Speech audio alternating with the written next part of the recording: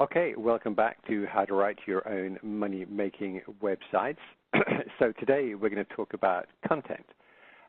Content for your readers, for the search engines, for social media, and by that I mean the pages you're going to create. These may be static web pages, they may be blog posts, they may be a combination of them all.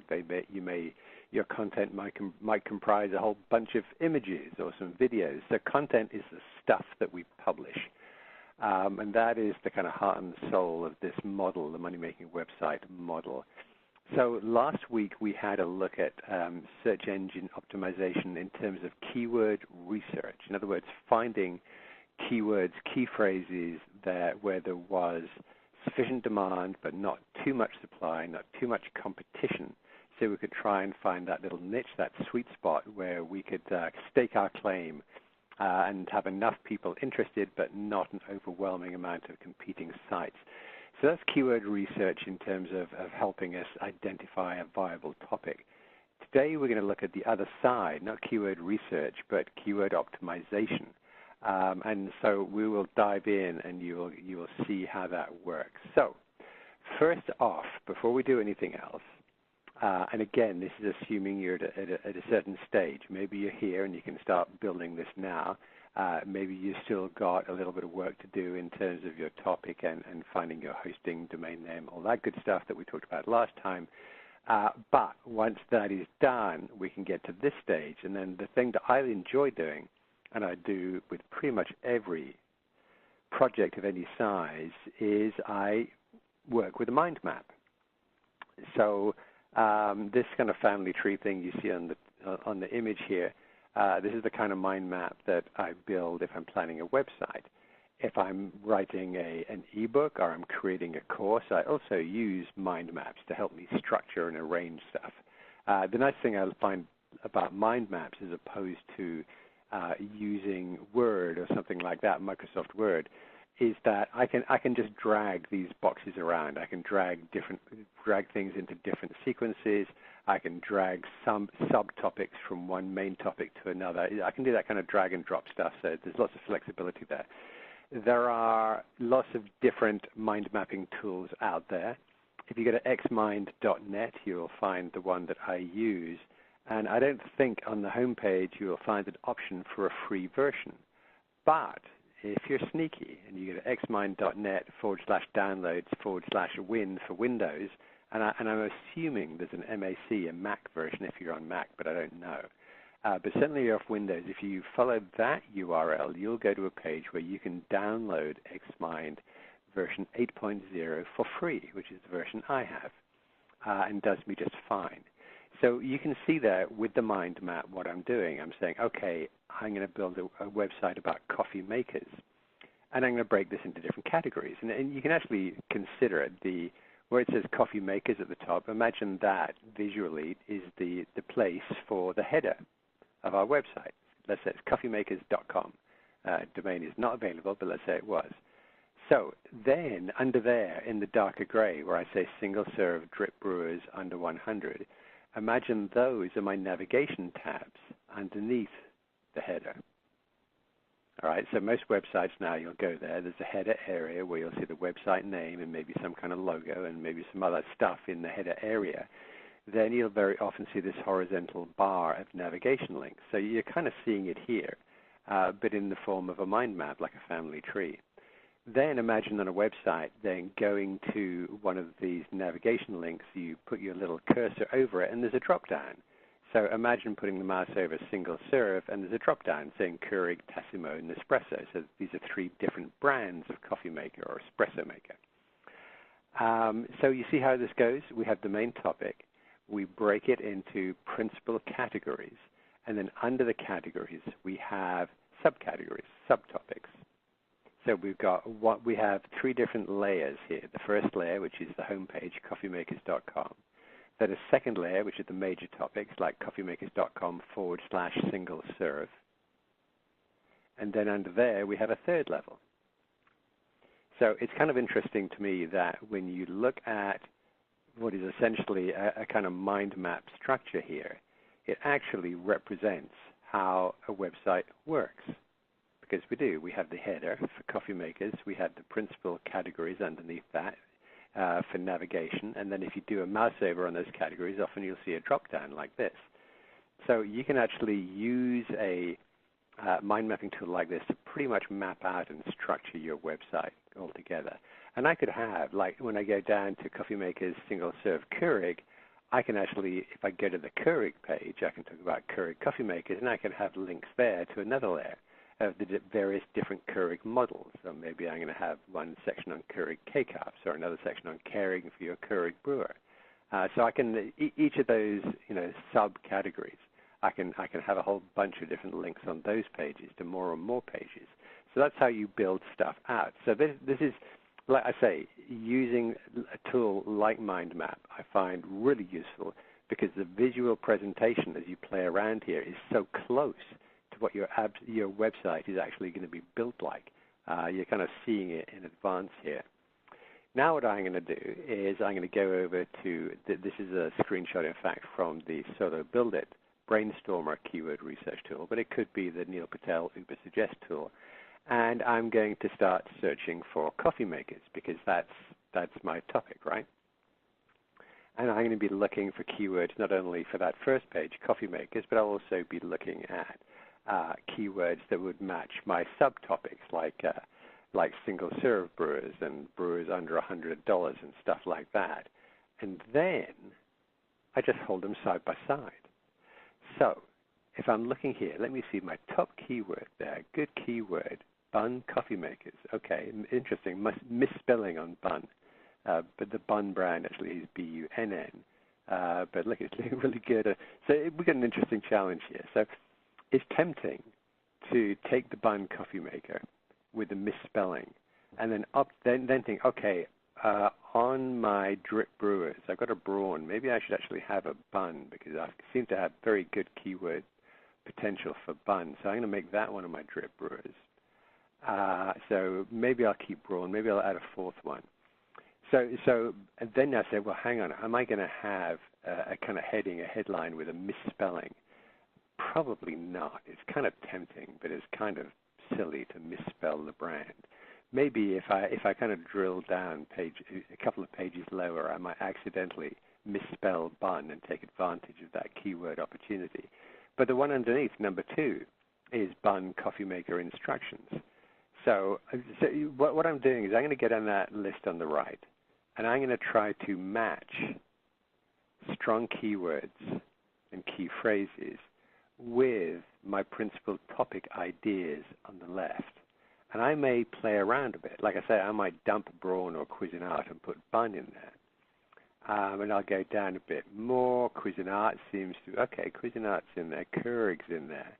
And I'm just going down the list, and I'm going to play around with different key phrases relating to coffee makers. I might put in there coffee brewers or coffee machines and see what that spits out.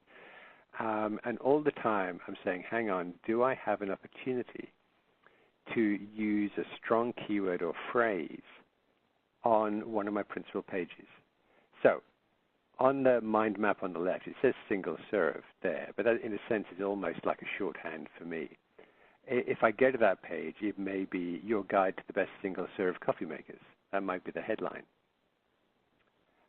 Or where it says drip brewers, the actual headline or and the title for that page could be, the best drip brewers on the market, or the drip brewers coffee experts use the most, or whatever. You can come up with your own heading and title for a page.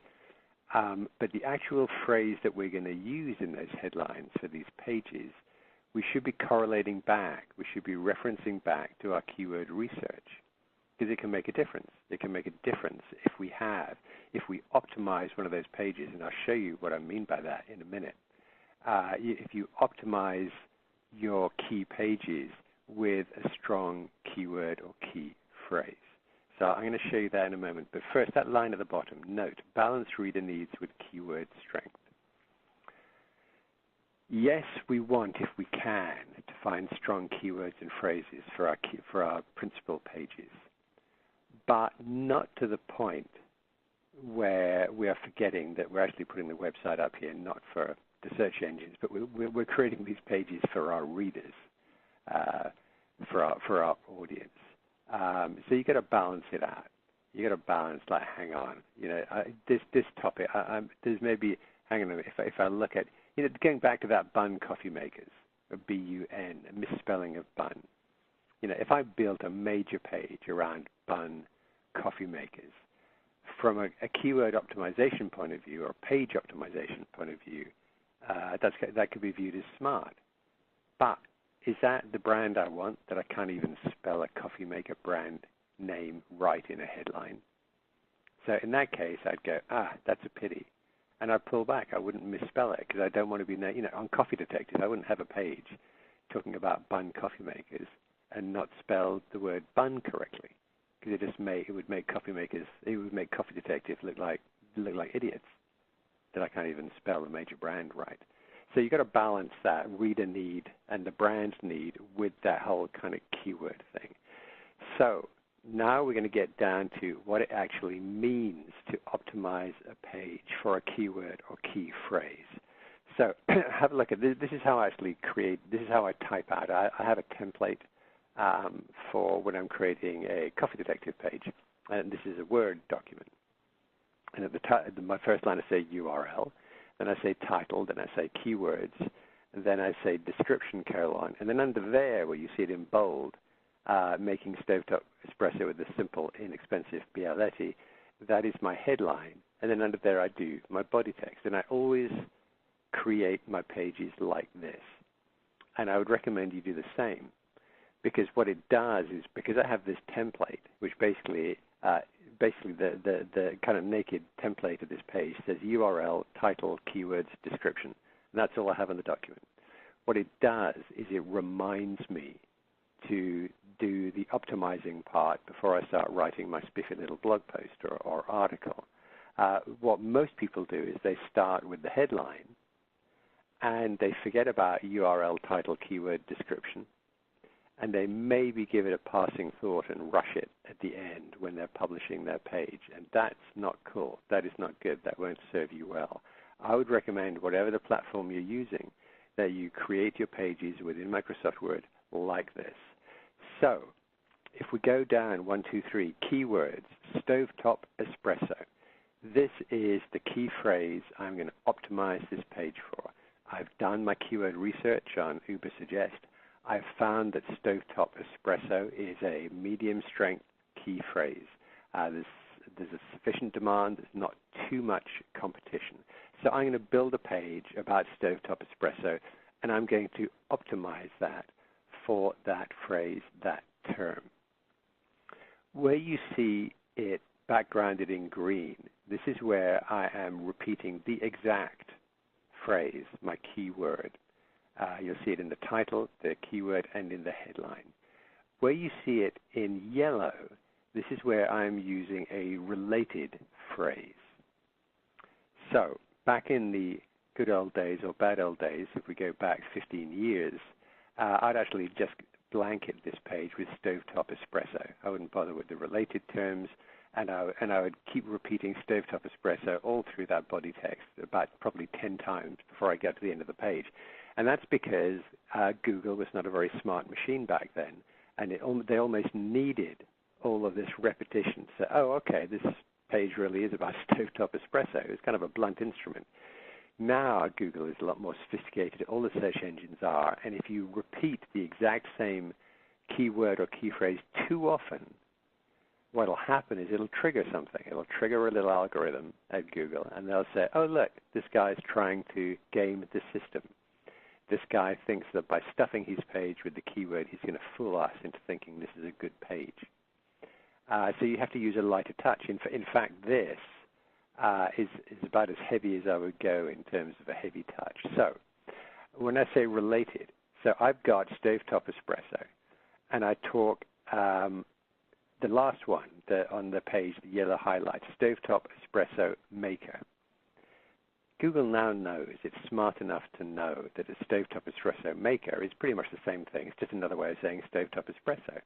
Or I have espresso machine, espresso at home, stovetop espresso maker. At the very top in the URL, stovetop espresso Bialetti, and Bialetti is a particular brand, it's a particular machine. Google knows that these are all related. There's lots of slightly different variations on the same theme, but they get it. They get that, oh, okay, he's all about making espresso on a stovetop with one of these Bialetti stovetop espresso makers. So Google is plenty smart enough now not only to recognize the key word, but also to factor in related phrases. All right. So URL, I say stovetop espresso Bialetti. Maybe I should have just said stovetop espresso. I used the actual keyword. But I actually wanted to slightly double dip there. I wanted to also attract Google's attention for people who are searching for the Bialetti stovetop espresso machine. So I'm kind of trying to double down a bit on the URL. Maybe it'll work, maybe not. Title, making stovetop espresso with a Bialetti. So same kind of thing, same theme happening here. I'm using the actual keyword, key phrase. What is the title? The title of a page, if you open up a web browser, and maybe you got 2 or 3 little tabs, and you got a headline on that page, but the headline isn't the same as the title. If you go up to the tab and you hover your mouse little arrow thing over the tab, it will open up into a line, a full line, and that line is the title of the page. So in this case, you would hover over the tab at the top of this open browser window, and it would come up with making stovetop espresso with a Bialetti. That is also the line that if this page did appear in the search engines, you know how you've got those, and again, I'll show you an image in a moment. You have a listing of search results when you search for something in Google, and there's a little headline followed by a little description. The little headline there, Google doesn't grab the headline from your page. Google grabs the title from your page. It grabs making stovetop espresso with a Bialetti. That's what it grabs to put into the search engine results. Okay, now we're going to get out. We've done the URL, we've done the title. The keywords, well, we've covered that. We're optimizing for stovetop espresso. Now we come to the description. Now the description is invisible to anyone going to the actual page. That is very much there for Google. Because again, when you go to those search engine results, there's not only like a heading, a title to each result, there's also a little description underneath. And this is the text that Google grabs for that. So now we've got description for an inexpensive espresso. You don't have to buy a fancy espresso machine. Instead, use a stovetop espresso maker. Related key phrases, Google gets it. And then after that, I'm going to get to the headline. Now, doing this part is super important. If you think about, I'm just going to jump forward and then I'm going to jump back. Hang on a sec. Let me jump forward. I just want to show you this example down the bottom here where it says this is an example of a title tag. That is what your listing looks like. The part in blue, the link, that is your title tag text. The 2 lines underneath, that is the description you created for that page. If you don't bother writing a description, Google will just grab something at random from your page. All right? So that is what your listing looks like. It's like a little ad. In fact, it looks exactly, it's the same format exactly as paid ads that appear above the organic results on a Google results page. So if you treat it as an ad, it makes writing this title and this description very, very important. And that's why when I'm building a page, I put this stuff first as a reminder to myself to pay attention to this part.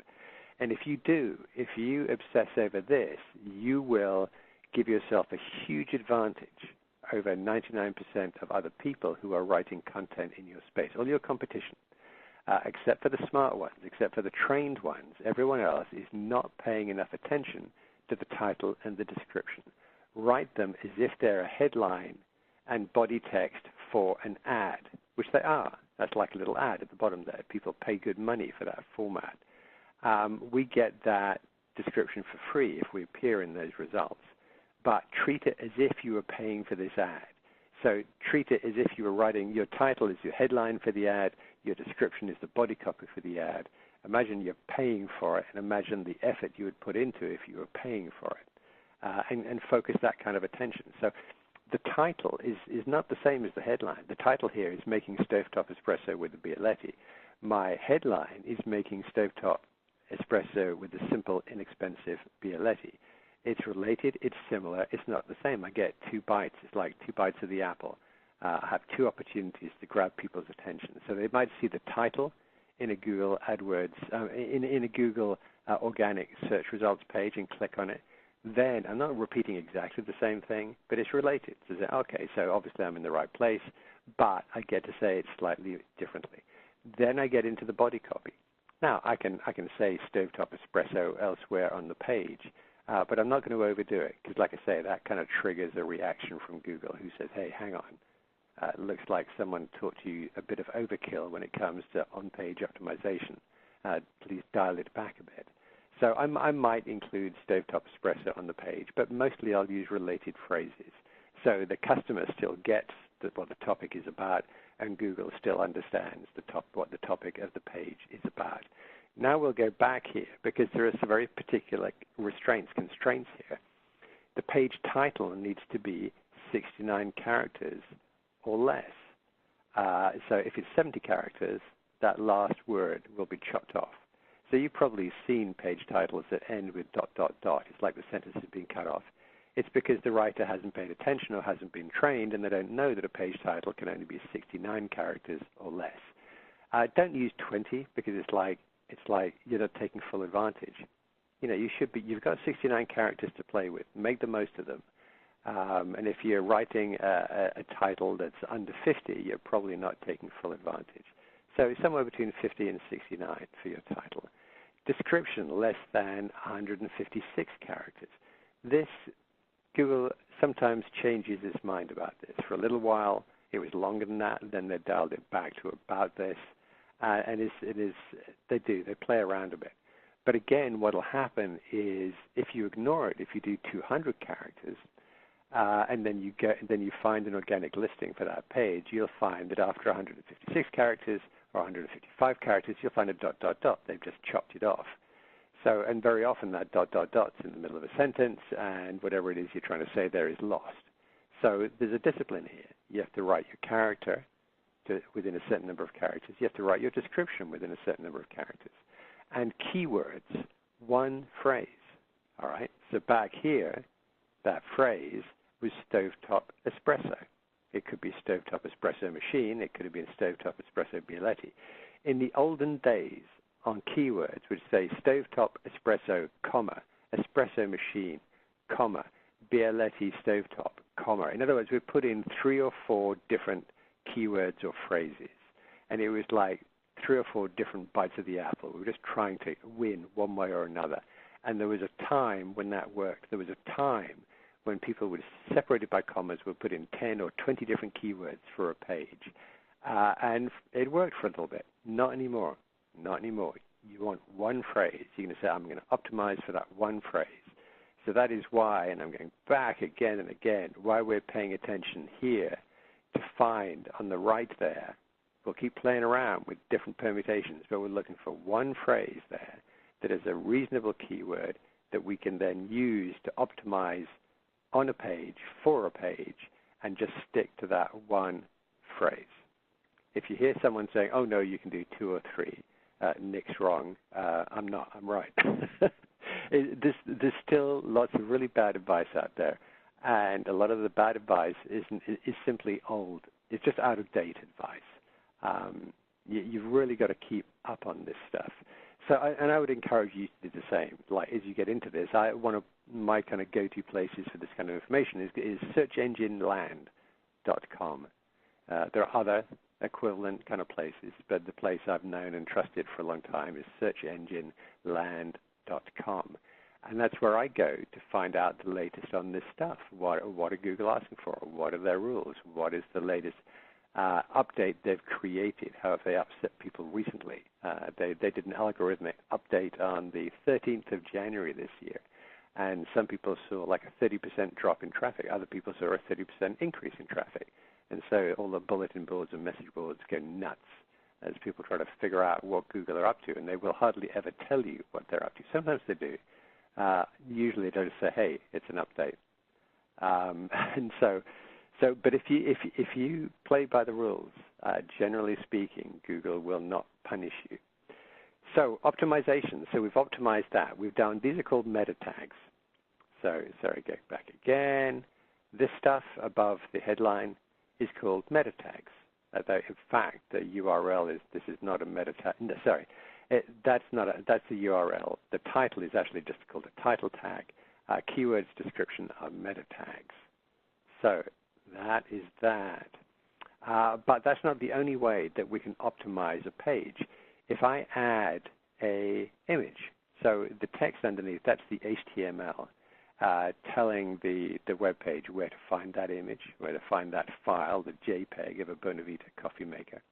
And you can see that my URL for that image actually is Bonavita coffee maker is the name of that image.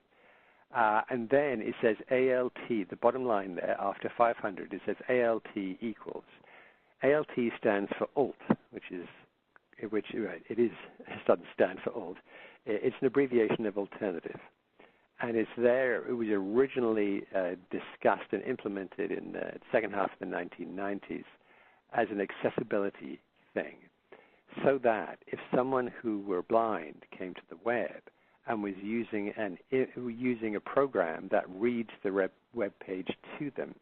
Now, obviously, they couldn't read an image, so it was agreed early on that, okay, we will do the decent thing. And as well as showing the image, we will show an alt, and an alt is an alternative for accessibility for people who can't see it, but they have this software that can read the page. The software would look for the alt equals and then read out the Bonavita BV1800 coffee maker with thermal carafe. So it's a description of what is in the image. It's there, principally it is there for people who can't see the page, and they're listening to a piece of software that reads the page to them. It was originally conceived as a way to make the web more accessible to everyone. What actually happened is that then the SEO, the search engine optimization crowd, figured out that, oh, look, this is a wonderful way to optimize. This is a way to, we can put our keywords in here. So, I could just put in Bonavita coffee maker as a keyword. I could use this as another opportunity to repeat my keyword. You can do that, and it used to work, but not so much now, because Google is saying, you know what, remember why we do the alt. So what I do now is I'm absolutely straight with it. I imagine if I weren't sighted, if I couldn't see this image, and I depended on the text being read out to me, what text would help me with this image? And so that's how I do. And so this is the original purpose of an alt. Now, the fact that I've repeated the name Bonavita BV1800 is actually helpful to me anyway, because that's what the website, that's what that page is about. It's about that particular brewer. So yes, that can help, again, with your on-page optimization. Because again, a lot of people don't bother filling in that alt tag. And you'll see, if you look at the source code of a web page, you'll see that alt equals, and then you'll see open inverted commas, and then nothing, close inverted commas, because they haven't bothered to fill it in. So not cool for people who are not sighted, because they don't know what that image is, but also a missed opportunity to let Google know that, hey, this is what the image is, and yes, it's the same. The image relates to the topic of this page. So that's the on-page optimization stuff. And there's lots more you can study about that. Go through the course materials, program materials, and also go to sites like Search Engine Land, because there's tons more you can learn about search engine optimization, keyword research, and then also this on-page optimization we've just been talking about. Now, going back to the content you're going to create, the pages and posts you're going to create, you've got to make these pages and posts really, really good. And a big part of the competitive edge you have over your larger competitors is that you are you. You get to be the writer, the creator. You can have a unique voice, a unique focus, a unique character to your writing, to your content, to your choice of what you write about. So it's super important that, this whole thing of your point of view, your style. This is in part what separates you from everyone else. So don't make a page too short or too long. Google has this thing about how long a page should be, and I don't necessarily agree with it, but it's there. And that is if you write a page under, say, 400 words, and different people have this at different, some people say it's 300, some people say it's 400, but there comes a point where Google looks at a page and says, that page is too short to be valuable. We're not going to give it very many brownie points. Now, I think they're actually wrong about that. I have questions come into Coffee Detective saying, what is the best temperature for serving coffee? I can answer that question in one sentence.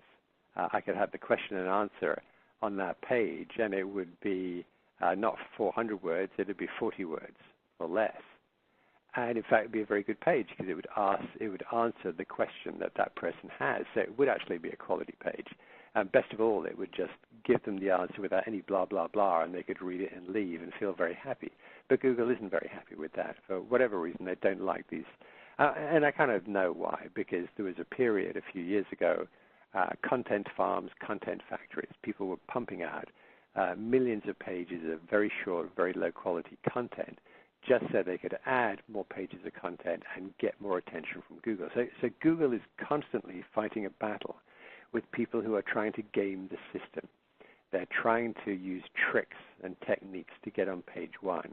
And what Google is trying to do is saying, no, don't use tips and tricks. Get on page one because you deserve to be on page one because your content is one of the top 10 best pages we can find on that topic. That's what Google's saying, but people keep trying to play these tricks. And one of those tricks was use of content farms, content factories to just create websites with thousands of low-quality pages. So that's why, actually, that is why Google penalizes websites that have lots of short pages. Now, I get a little careful. I think twice of a page that goes up to kind of 800, 1,000, because it seems like a bit of a long read to me, particularly these days when a lot of people, I know that over 60%, 65% of my readers for Coffee Detective are reading those pages on their phones. And 800, 1,000 words, that sounds like a lot on a phone. So I tend to write between kind of 500 and 750. For me, that's the kind of sweet spot. Now, you can add extra value to those pages by adding video clips, by adding images, graphics, all kinds of stuff you can do to add value. But yeah, I try to, between 500 and 800, 500 to 750 is generally what I aim for. That said, here's a weird thing for you. If you actually look at the data, longer pages, like over 1,000 words or even over 2,000 words, do really well on social media, which is kind of counterintuitive. You think social media would reward kind of short, snappy little snippets of information, the dancing squirrel equivalent of a web page. But actually, no, the pages that people share the most are very often long-form pages. So you get all this kind of conflicting, conflicting ideas and advice. So what I do is I mix it up. I do some shorter pages, some medium-length pages. Occasionally I'll write some longer pages and see how that works. Because the thing is, I talked last week about installing Google Analytics on your page, on your site. And once you've done that, you go back, you can see how much traffic a particular page gets. You can see how often it is being shared. So mix it up and see what works best for you. So tips helping you create great content. I'm just going to have a slurp of water here.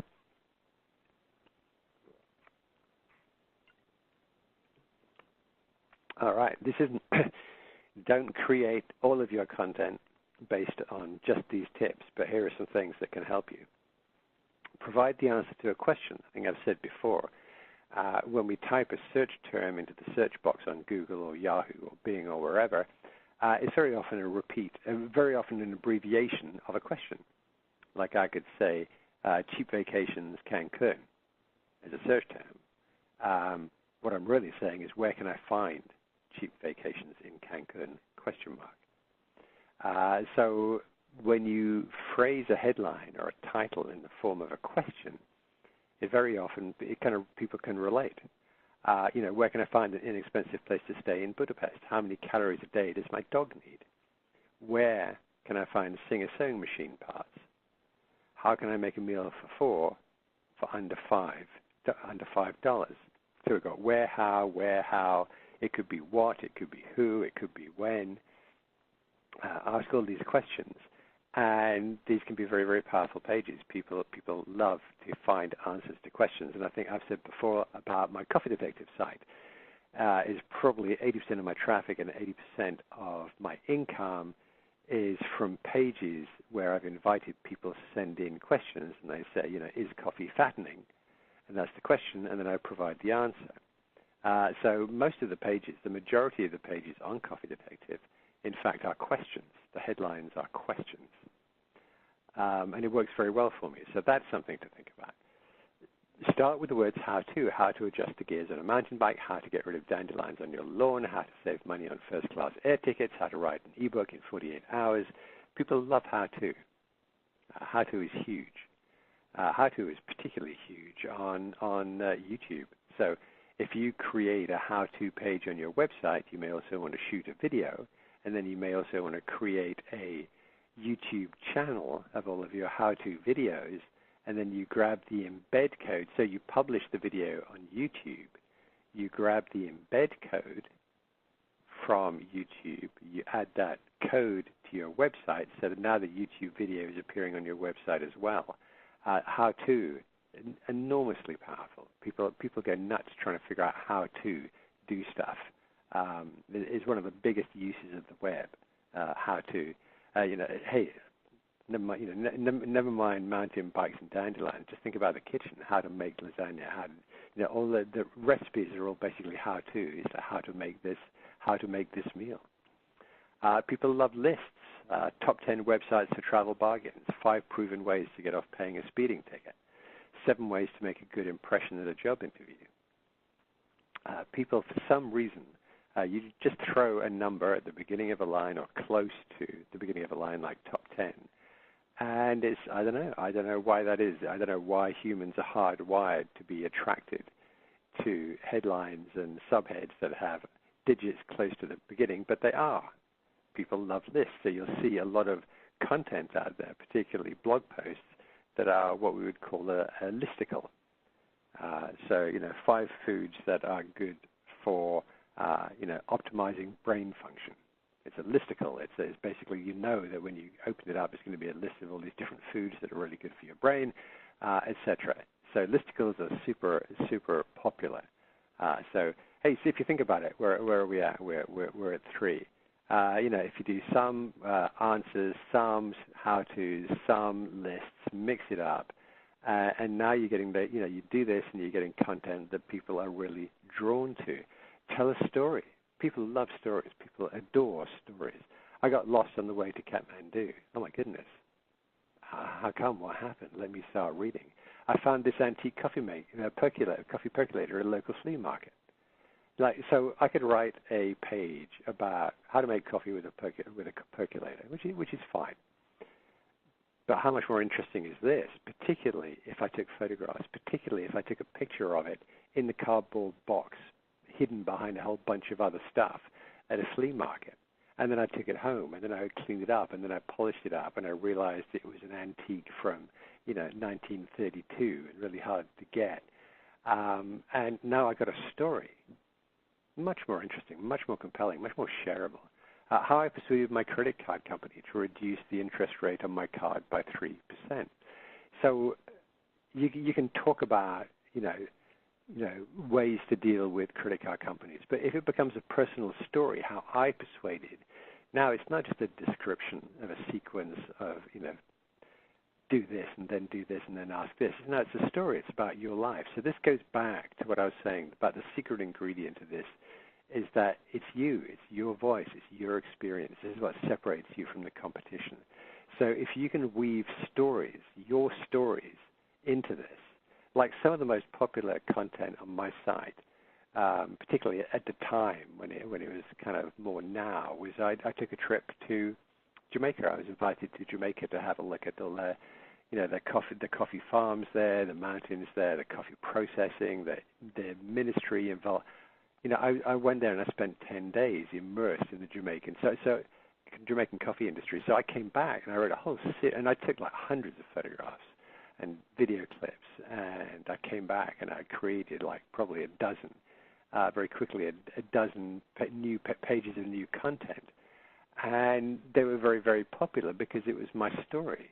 It was, hey, here's what I found out. Like the coffee detective, I put on my detective hat and I went and found stuff out. I kind of did my research. I was a proper detective and I went there. And it was my story. So very, very compelling when you can make it a personal story. Tip number 5, doesn't have to be all text. And I've been kind of alluding to this over the last 45 minutes. Is that, add photos, charts, diagrams, videos, slideshow, infographics. When I first started Coffee Detective, a lot of people were still using dial-up modems. So Coffee Detective at the beginning was basically text plus some small thumbnail images because people had slow download speeds. After the first few years, then I started putting like full-size, full column width images on the Coffee Detective website, and I was using more photographs. And then it got to the point where pretty much everyone had broadband, so I started shooting videos. And in fact, videos for Coffee Detective, it's the weirdest thing. My videos are really not very good videos. They're definitely not professional grade. You never get to see my face. You get to see my stomach and my hands as I kind of demonstrate various machines. They're mostly reviews of different ways to make coffee and grind coffee beans. And basically it's a kind of, the camera's pointing in and you just see my hands playing around with the equipment. And they're really not very good videos, honestly. Definitely not as good as some of the kind of coffee website videos that are shot in like kind of professional studios, like a kitchen setup studio. But I've still had over 2.5 million views of my coffee videos on YouTube. And I think my most popular coffee maker review has been viewed like over 600,000 times now, which is a huge number just for a little hobby website. So there's a surprise for you. You can think, hey, I'm not very good at making videos, and go to Coffee Detective, click on the YouTube thing, go to my channel, you'll see what I mean. Now the content, the reviews that I do, I'm not saying they're bad. They must be good. I think that's the one reason that the channel does well, is that the reviews are honest and comprehensive, and they're good reviews. But in terms of, oh my goodness, I don't have the first clue about making videos, or I wouldn't be a very good professional video maker, don't worry about it, nor am I. I'm absolutely, just like I said, look at my coffee videos and you'll see how good I am. But video can be huge. So I actually monetize those videos. So that's one of my streams of income. I can, once you get a certain number of people coming to your videos, you can ask to have ads placed at the beginning of those videos and at the end. And you make money. This is kind of Google AdSense ads, which we're going to talk about. But this becomes then a separate revenue stream, your YouTube channel. So don't forget videos. The other reason that I talk about videos is that if there's one thing I'm going to say now, today, as opposed to last year or 5 years or 10 years ago, is that videos are becoming more and more popular, more and more important in terms of getting out there. And I'm sure you're familiar with it. If you have family or friends who have YouTube channels who show you stuff on their phones, and it's often not read this. It's usually watch this, watch this. It's video clips. So you'll see short video clips not only on YouTube and Facebook, you'll see short video clips on Twitter, on Instagram, on Pinterest, just about every channel now. In Facebook Messenger, within your texting app, you'll see short videos. Videos are everywhere, and they're becoming increasingly popular as the kind of content that people create. Now, do you have to create videos for a successful money-making website? No, you don't. But be mindful of it. It's something, it's an add-on. So with me, with Coffee Detective, one, it is a separate revenue stream. But also when I have all these videos embedded on my website, absolutely, it adds value. It adds value for my visitors, but also Google looks at it and sees value. He says, "Oh, look, this page, he's got 700 words of text. He's got 3 photographs. He's got 1 video. This is a rich, rich page of content, and it's all original. So, yeah, kudos to Coffee Detective. We're going to give him some brownie points for that. Tip number 6, optimize for social media. Make your content shareable. So this means having those little icons next to your content on your pages. So this would be a plugin. You can add it as a functionality to your SBI site, your Solo Build It site. You can install social media plugins on your WordPress website. Just make it really easy for people to share your content through their social media channels. And also create social media channels of your own. Be active, be present. Now, not every social media channel is going to work equally well for you. So you just have to try it out. You have to see what works best. So content tips. So there's your thoughts for content. And if you really pay attention to that, I think that can make a big difference to you. Instead of just writing, it's very often we sit down as authors and think, hey, this is what I want to write about. I think my readers should know about this. I'm guessing that my readers are curious about this, whether you have any evidence to suggest that or not. I'm guessing. I think my readers should be interested in this. Fine, but you actually do much better by doing the keyword research, finding out what your readers actually want to learn about. Ask them questions. Get active in social media. Say, hey, what would you like me? I have a friend who basically every piece of content that she creates for her site starts off with her going to a couple of different Facebook groups related to her topic and saying, hey, what topic would you like me to write about next? What would you like to see? What questions do you have that you'd like answered on my website? Because the website's related to the Facebook groups. So almost every new post she creates is kicked off by her asking a question. What is a pressing challenge for you? What do you want to find out about? What questions are unanswered that you'd like to find answered? So always going to, and then if you do that, if that is your starting point, and then go and do that how-to, the questions, the lists, all those little things we've just been through, this gives you a huge, huge advantage over other content creators. So original content, do not cut and paste from anywhere else. Don't grab a block of text from Wikipedia or from some other website. Always write your content as original content. If you're going to have 2 or 3 or 4 or 5 pages on your website that are on similar topics, like I've got all kinds of pages about coffee makers, make each of them, don't say, oh, well, I'll just repeat this block because I've already written about that. Rewrite it. Always rewrite it. Always original content every page. Okay? Less short content, go for longer. It'll do you well. High value content, like say, hey, is this really useful? Is this really helpful? Or am I being a bit like those people who used to just grab content from content farms, content factories? Am I just thinking, oh, well, I'll just keep throwing out lots of content and it'll work out in the end? It doesn't. You won't win that way. You'll never win that way. I tell you, if you create 10 pieces of content that is kind of okay and that end up on page 2 of the Google search results, and let's say you spent an hour each on each page, you invested 10 hours on 10 pieces of okay content, and they all ended up on page 2 of the search results.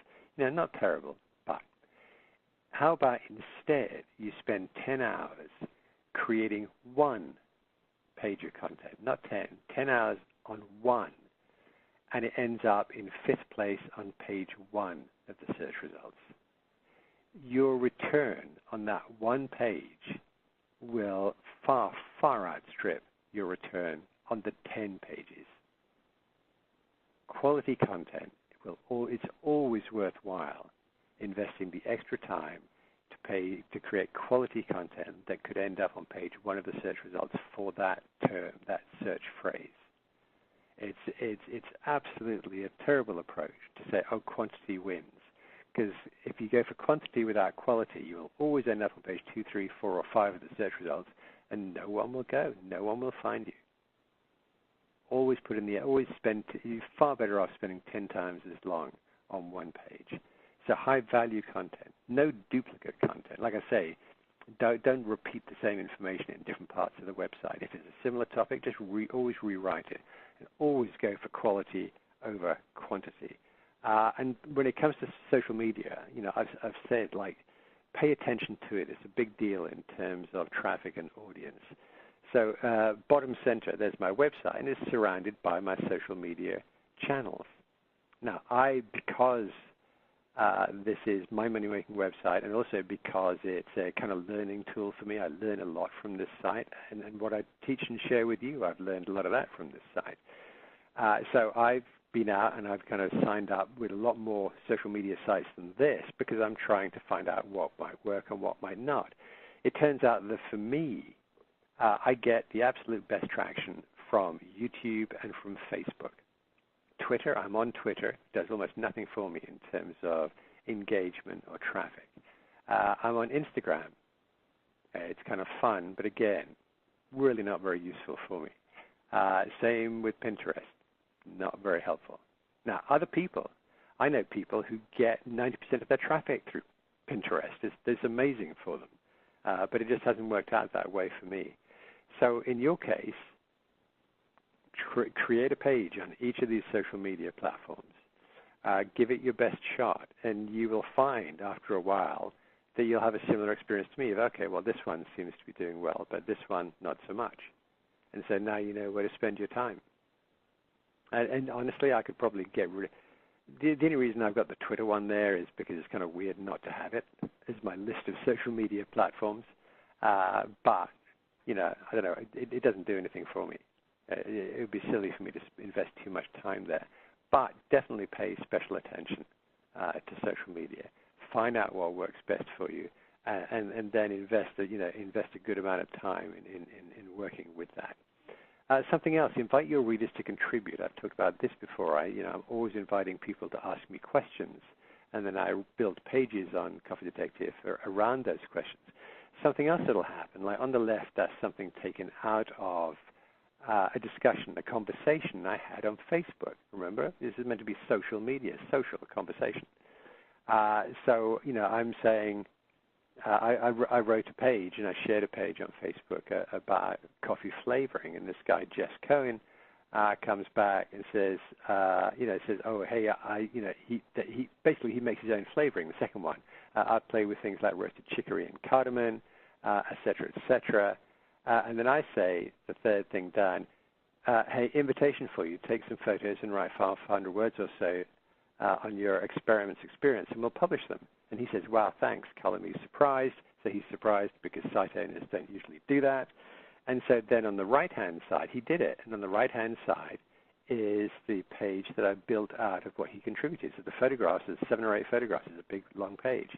7 or 8 photographs. They're all his photographs. The text is his. So I introduced it saying, hey, this is from Jess Cohen. He blah, blah, blah, blah, blah, blah. Okay, over to you. And then it's his page. I did some editing. It turned out he wasn't the best writer in the world. And I get fussy with the writing on the website. So with his permission, I did a little bit of a cleanup and editing on his text, and then used his text and used his images. So there you go, a whole page. So the value here, there are 2 bits of value here. One is I got a high-value page with lots of photographs and a really interesting story of this guy creating his own flavoring for his coffee. The other thing was in terms of reputation on Facebook, where he says, wow, thanks, color me surprised. What he's saying is, geez, Coffee Detective, that is very cool of you to, 1, listen to me and pay attention to me as just somebody on your Facebook group, but also to invite me to contribute to your website. That is super cool. Thank you. Appreciate it. That's basically what he's saying there. And, of course, he wasn't the only one who read that. Other people read it too. And they're thinking, oh, okay, this Coffee Detective, not too shabby, not too bad. Interesting that they're open to this. So when it comes to social media, be social, get into conversation. And, yes, sometimes you can invite your readers to contribute. Be careful. This is an old website, but I just can't resist it because it's such a horrible example, or a good example of horrible. So this is it's an online game site. And the only content we have here is a headline that says Consoles Topics. And then bottom right it says here are the categories. Well, other than that, it's just ads. So in terms of content, you're going to be really careful in terms of your ads to content ratio. So we're getting a little ahead because this isn't a monetization session today. But be careful that you don't flood your pages with too many ads too high up on the page. Readers don't like it. Visitors don't like it. And Google doesn't much like it either. So you have to be careful. Now, it's interesting. On Coffee Detective now, it's a mature site. It's been there a long time. I want to monetize it. So I'm on an ad network that actually does throw a lot of advertising up on each page. But when I look at it, it hasn't reduced the engagement with my readers. They're not spending less time on pages. They're not leaving pages quickly because of the advertising. And Google isn't troubled by it. So this is the kind of something, again, you experiment with and you see how much advertising can I reasonably put on a page before my readers become irritated. Because there will come a point where it's just too much advertising and not enough content. But certainly if you build up a reputation for creating great content, then your readers will allow you advertising because they know your stuff is great. They can just either look at the ads or ignore them or whatever. They'll stay with you because they know you're worth staying with. Final filter for all your content, and this goes back. It's just another way of describing what I said before about spending 10 hours on one piece rather than 1 hour on 10 pieces. So a filter here for you. The great thing and the bad thing about us being able to be online publishers is that it's really easy.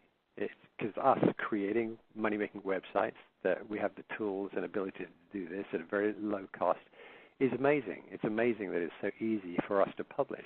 It's also a problem that it's so easy for us to publish because it makes it easier for us to publish rubbish. And the vast majority of what is published online is rubbish or low quality. So here's a filter for you that I use myself, and it's a really high bar. Whatever topic you're in, let's say it's home and garden, and you think, okay, home and garden magazine, or some architectural digest, or some fancy print magazine.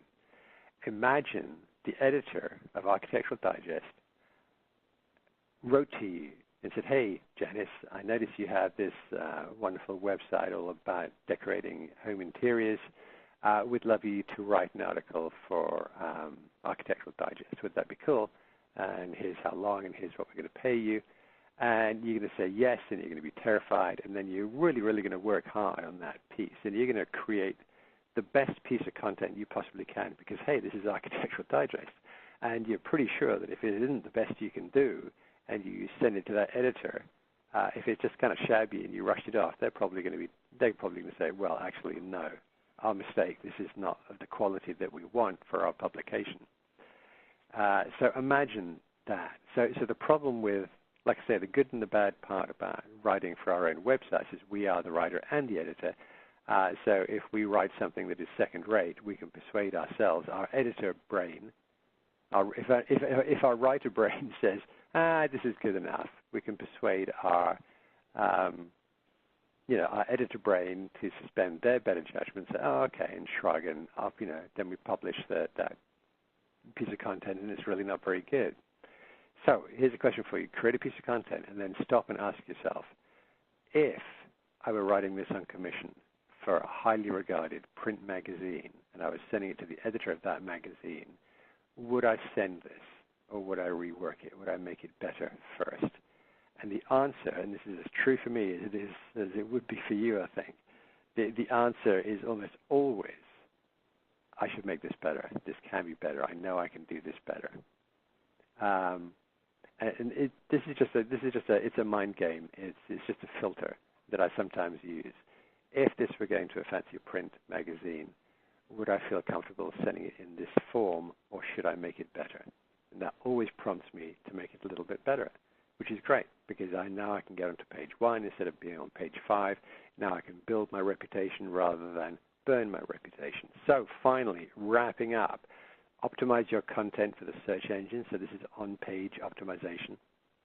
Optimize your content for your readers, double exclamation mark. Always put your readers first. And that's what Google says. Google's been saying this forever. Always put your readers first. Never create content just for us, just for the search engine, just for the algorithm. Always create content with your readers in mind. Make your content interesting, engaging, useful, helpful, entertaining, like anything other than Blair, anything other than ordinary. You know, if you write stuff that's ordinary, that's the same as anywhere and everywhere else, why are people going to come back to your website? Make your content worth sharing. Make it something where people think, oh, wow, that's interesting. That's amazing. I should share this. I should share this with my friends. I should share this through my Facebook page. I should share this through this image through Instagram, whatever. Like, make it worth sharing, good enough to be shared, interesting enough to be shared. And make your content uniquely engaging by being you. Like I say, your tone of voice, your take, your taste, your attitude, your writing style. This is a big part of what separates you from those other big players out there. And it creates a brand for your website. You become known for that tone of voice, your take on things. So don't be shy about being you. That's going to be a big part of it. So another fairly information-dense session. Thank you for listening. There's my contact information if you have follow-up information for me, follow-up questions for me. Although, honestly, the questions are best delivered through, if I don't answer them now, generally best through Facebook, because it means that other people can jump in and take part with the questions and the answers. Okay, so now, Cameron, do we have some questions? I'm sure we do. And Cameron, you have to do the demuting thing. Yes, I just unmuted myself. I just wasn't fast enough. We do have questions, a whole ton of them. Okay. Let's have them. All right, you ready? The first one here is Ross is asking which host to use. He wants to make 2 websites. He wants a new website, and he wants it available in .com. He has experience with WordPress. He's wondering if he should use Bluehost or SBI with the WordPress app. Also, does SBI give discounts for more than one domain? Do you know? So, lots of stuff there. No, SBI just does that one discount on a new domain, the $70 thing. Secondly, you don't use the WordPress plugin, the SBI WordPress plugin, if you're using SBI. You use the SBI WordPress plugin if you're using WordPress. If you're using SBI, then all that functionality is part and parcel of the SBI package. If you're using WordPress, you can get the SBI plugin to get access to their keyword research tool and 1 or 2 other functions. If you have experience with WordPress, then you may want to use that just simply because you are going to bypass a big part of the learning curve. If you use SBI, it's a whole different tool, it's a whole different platform, and you're starting off a whole new learning curve. I'm not saying it's not a good choice. I'm just saying if you're already familiar with WordPress, then maybe you should continue to use WordPress. And something like Bluehost is absolutely fine. Okay, great. Thank you. Second question, did the mind map used to be called a, quote, wireframe? Not quite the same thing, but there are also wireframing tools that people use to build websites, and I've used them like with clients on much bigger, more complicated, complex websites. The reason I use the mind mapping tool is that I use it for other reasons as well, like if I'm creating a course or writing a book or something which I want to break up into sections and the subsections, so then I jump in and use that for that purpose. But you can, but you can. There are wireframing tools that help you achieve the same thing with a website. Okay, great. Next question I have, would the mind map be on your website as a menu? Is it just a back end thing?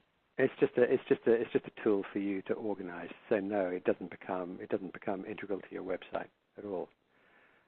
You will actually create that kind of flow, as it were, within your website, but the mind map is completely separate from your website platform tool.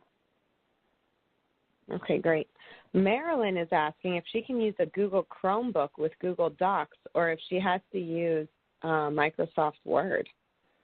I think you can probably... You can definitely use Google Docs within Chrome, with a Chromebook. Oh. I have a Chromebook, among other things, and yes, definitely you can use Google Docs within Chrome because they're both kind of Google things. Perfect. Karen is asking, if my website is in blog form, should I organize the categories in the structured format mentioned? If so, do I also need to build out some pages on the site using the structure for the site as presented by you?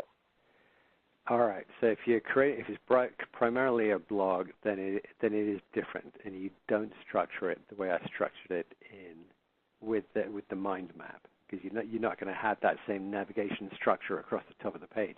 I mean, you might have some stuff at the top of the page. You might have home, and then blog, and then contact, and then privacy. So you might have some static pages that are linked to from a traditional horizontal navigation bar underneath the header at the top of your page. But in terms of organizing content within a blog, you do that with something called categories. So if my coffee website were a blog, then I wouldn't have the kind of navigation that I have right now. I'd have the blog. And on the right-hand side, you'd see like categories. And under categories, I might have coffee makers, espresso machines, gourmet coffee. So I'll do the same thing. Like I'll break up my topic into a number of categories. But these are basically, if you go to WordPress and you create a blog post, you create a blog post in that big center area. And on the right, you'll be invited to describe, hey, which category best represents this content. And in fact, you can say, okay, it's just coffee makers. So you put a check mark in that box. But in fact, it could be relevant to 2 or 3 different categories. So you can use a checkbox for 3 different categories. So it's slightly different. So then, if you go to WordPress site where there's a blog, and you go to the end of a blog post, very often at the end you'll see in light gray a list of here are the categories that this is relevant to, and also some tags underneath. And the tags are the tag words are like keywords. So the tags for that page for my coffee maker, the tags might be Keurig and Cuisinart or Drip Brewer or whatever. So yes, a blog is slightly different, and the way you arrange it is slightly different. And in fact, say if I go to the home page of your blog page, on the right-hand side, so long as you've included it, which you should, you will have a list of the categories. Here are the different categories that I cover. And I can then, if one of those categories is single-serve brewers, I can click that category, and then all of the blog posts that are relevant to that category that you have marked with a checkbox as being relevant to that category appear. So now I'm going to see just the blog posts you've written about single-serve brewers and not espresso machines and not coffee beans.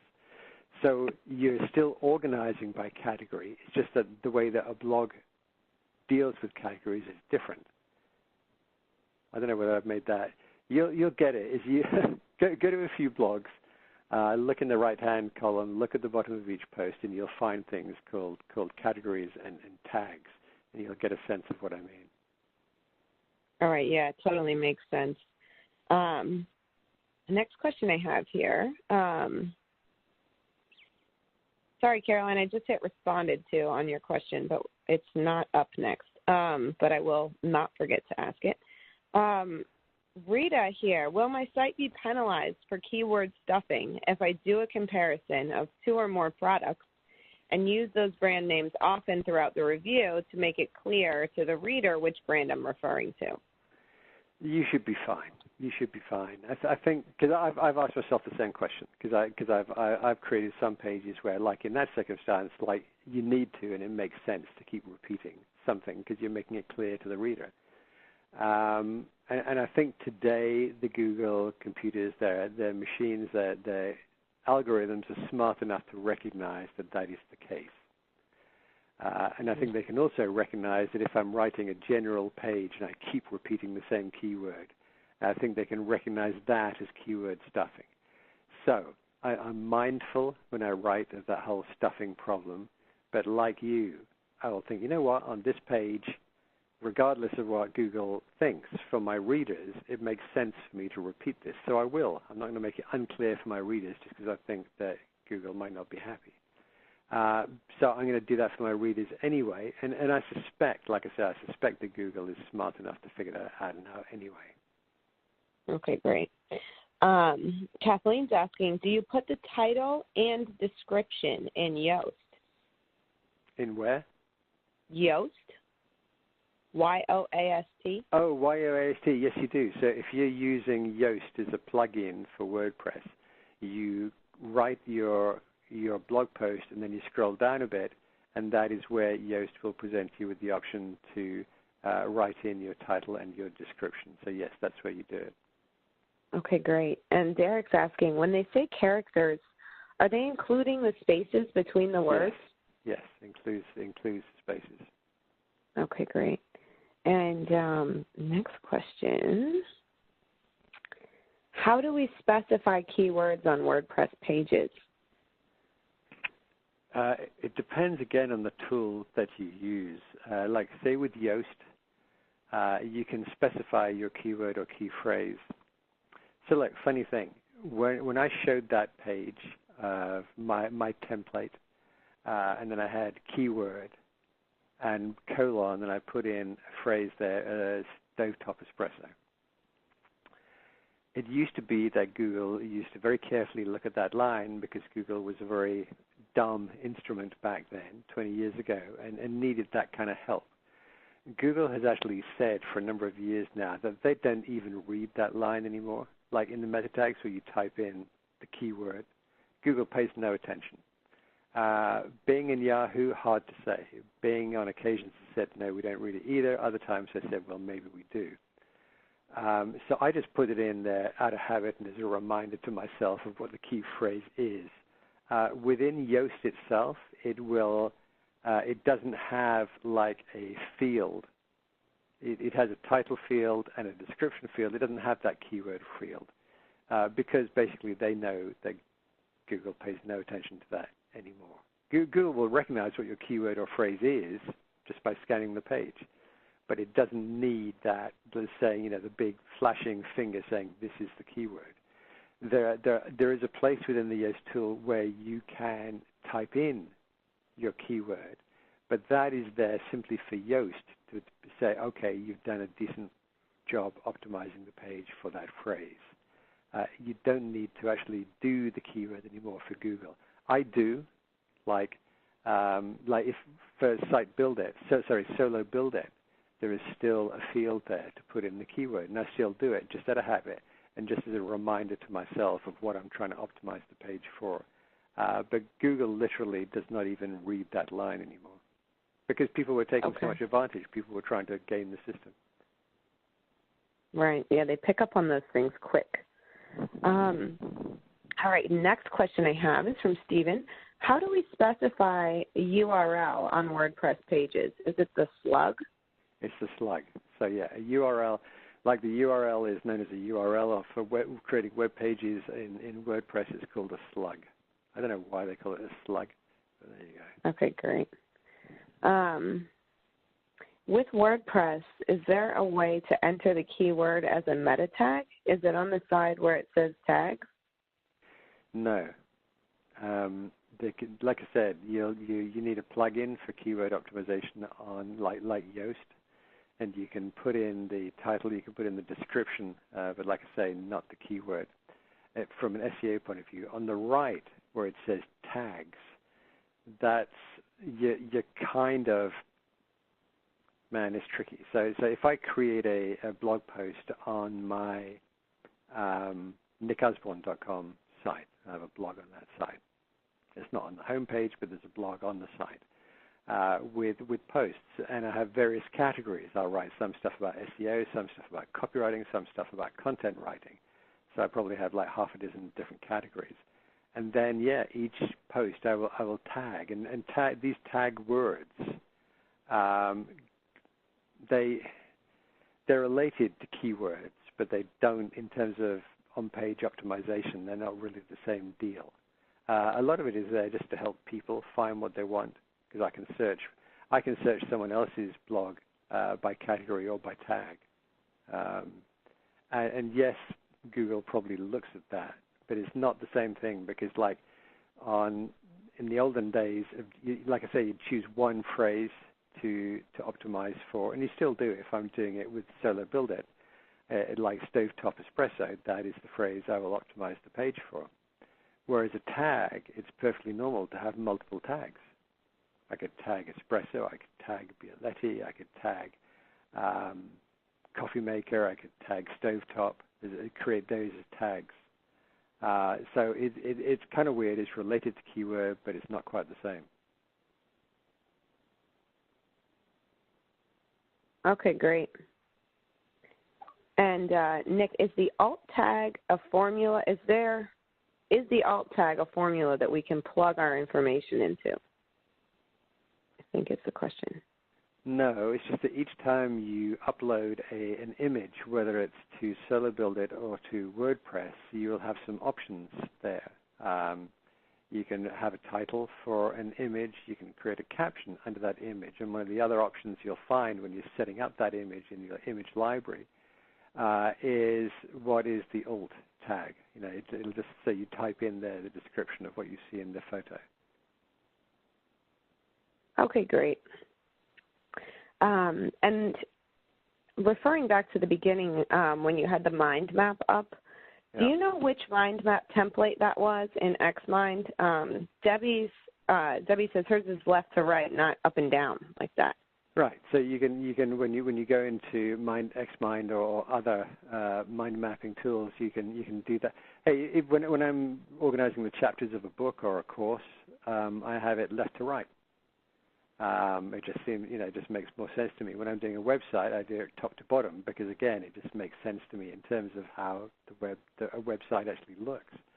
But yeah, you can spin it around all kinds of ways. There's all kinds of different formats you can create within a mind mapping tool. Okay. And if you have two fields to fill in, the title tag and the alt tag, what do you put in the title tag? Very often I don't even bother with the title tag for an image. So the alt tag only applies to an image. There's no alt tag for a page. The alt tag is there for images. Like I said, it's for people who are blind, who can't see. So you're going to describe what the image is showing. Okay, great. So you can very often put, if you go into WordPress, they'll invite you to give a title to an image, but it doesn't show on the page. It's invisible on the page. To be honest, maybe I should use it. But to be honest, I usually skip the title for the page. I'll always type in the alt tag, and sometimes I'll add a caption underneath the image as well. Okay, great. And Larita's asking, if you already have social media profiles set up for your copywriting business, are you supposed to use these same profiles to promote your money-making website, or how do you handle that? If it's like I have a Facebook page for my copywriting site, and I have a quite separate Facebook page for my Coffee Detective site. I mean, if your writing topic and your money-making website topic are very, very closely related, you can probably use one. But I would, if they're not, like with me, copywriting and coffee, totally not the same thing. You need two different Facebook pages. So then you go in, and you can create another page within your kind of basic, your profile account. Go into your core Facebook profile, and you can create another page, and it'll say, is this a website page? Is this a nonprofit page? Is this an event page? You just say it's a website page, and then you just build a new one. Okay, great. Whoops. Sorry about that. Sandra is saying, as far as tips go, what about audio clips? So in case someone would rather listen to the story. You can do. It's weird. Audio is super popular in terms of podcasts, but audio as kind of content on a page has never really become terribly popular. like I say, the only times I come across, I'll come across audio as part of a video, but standalone audio I only see as in terms of podcast episodes. People don't just see it, don't seem to like to use it from a usability point of view. It's not popular. It's just an alternate form of content as opposed to text. Gotcha. Okay, and Deborah's asking, where can we source photos that have no copyright issues? We will get to that. I'm not sure there's the next session or the one after that, but we're getting there. Okay. And how long should the body of our homepage be? Is there a standard length we want to shoot for? I would have less copy than you might originally imagine. A homepage is like a store window. You don't put everything in there. You just try to put enough in your store window to represent what you might expect to find in a store. So if you're in a mall or you're walking down a street and there's a shop window for shoes and handbags, they're going to put a nice, attractive arrangement in the shop window, right? You're never going to get everything in the store in the shop window. They're not going to try and stuff too much in there. They're just going to show some of the best stuff, maybe some of the new stuff. So, this season's stuff, what's new, what's exciting, what's fresh. And we're going to do the same with the homepage. So if you go to coffeedetective.com, you'll find there are not any great big long slabs of copy. The purpose of the homepage, of that homepage, and of any homepage, is to help people get to where they really want to be. So if somebody comes to Coffee Detective and what they really want to find out about is how do I choose the best coffee maker, my job on the homepage is not to ramble on incessantly about Coffee Detective, because nobody goes to the website to read that. Nobody goes to the website for the reason that, I hope they write 500 words about their own website. Nobody wants to go there for that. But I might go there thinking, hey, I wonder if these guys will help me choose the best coffee maker. So they go to the homepage, and they're going to scan my major headings and topic areas. And hopefully they're going to see that actually quite early on that page I say about choosing a coffee maker. They're going to say, oh, that's where I want to be, and they'll click on that. They won't read the rest of the homepage. They go to the homepage, they know what they're actually looking for, and your job is to help them get there.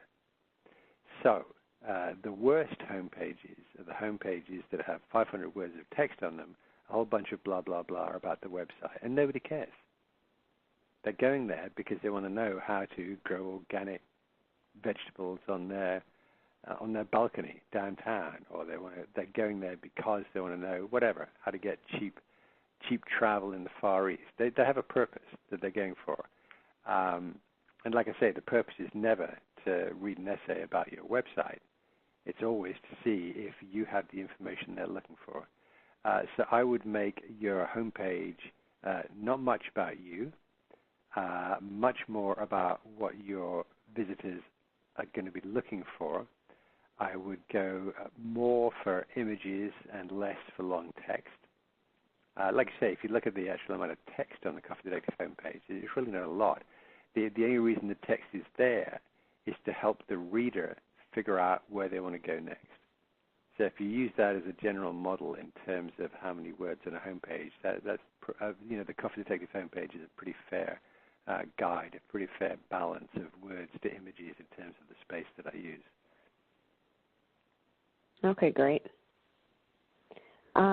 Next question is in regards to videos. So if we were to reference a YouTube video, or do you need permission to do that, to use a YouTube video as content? No, if you go to YouTube, you'll usually find you can click towards the bottom right, the bottom right-hand side of a video, and there will be an embed code. You're invited to embed.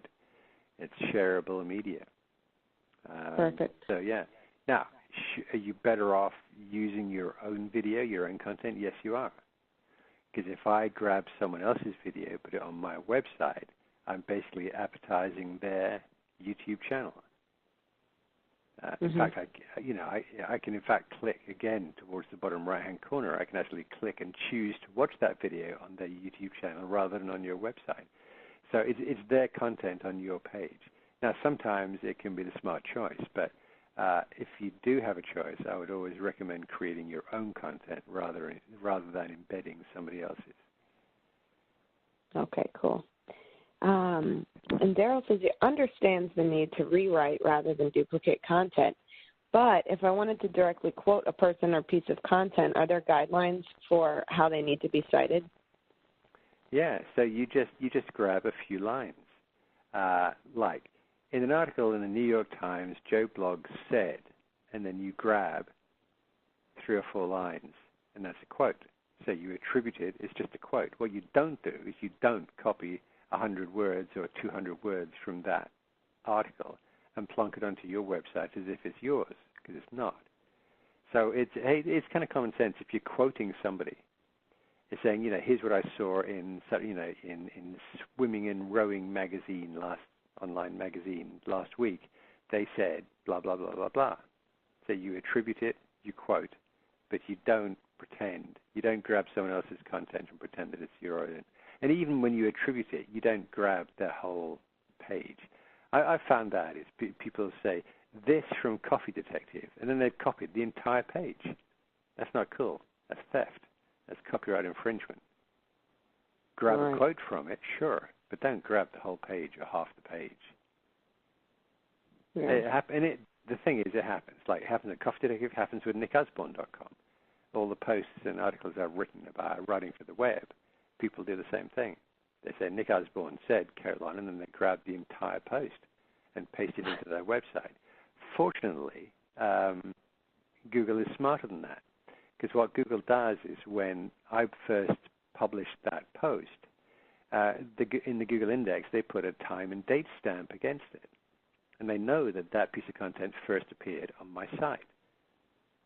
They know what day, what hour, what minute it was published. So when someone else republishes that content, even an hour later, let alone a month later, Google looks at that and says, not cool. Because we know where the original, because we know that's not the original, because Nick published the original at 10:03 this morning. Very cool. It's nice that it does that. Keeps everyone honest. Lisa's asking about corresponding email addresses for our domain name. So she purchased her domain through GoDaddy, and it asked if she wanted to purchase an email address to go with it. How important is it to have an email address that corresponds to your domain? Well, I think it's something you might want to do. So I have Nick Osborne at Gmail, which I use for kind of general purposes, but I have Nick at nickosborne.com. I have Nick at coffeedetective.com. That said, when you go to GoDaddy and they ask you to pay for that email, a couple of things. Let's say you had your domain name at GoDaddy, and then you go to Bluehost as your host. You can actually set up your email address through the hosting company, and very often at no cost. Or you can do what I did one time, which is I called up GoDaddy customer support, which they're very good, they're nice people on their support. And I said, guys, I see you want to charge me all of this stuff for email addresses. I want a free one, please. And they said, oh yes, we can do that for you. Because it's one of those weird, and I'm not sure whether this, I can't say 100% this will happen for you today. The last time I did this was a while back. But it's one of those things where they will entice you or encourage you to buy something that you don't actually need to pay for if you knew enough to ask for it for free. So if you're hosting somewhere else like Bluehost, you can usually set up an email address for that domain there anyway. If you don't want to pay, GoDaddy, ring them up and say, I don't want to pay you, can I have it free? And like I said, I'm not sure what will happen with you, but with me they said, oh, sure, not a problem. And they just did it on the spot. In terms of should you have it, yeah, I think it's kind of cool. If you've got a website like Coffee Detective, it's nice for people, to have your email address as Nick at Coffee Detective. Makes it sound kind of legitimate and real and proper.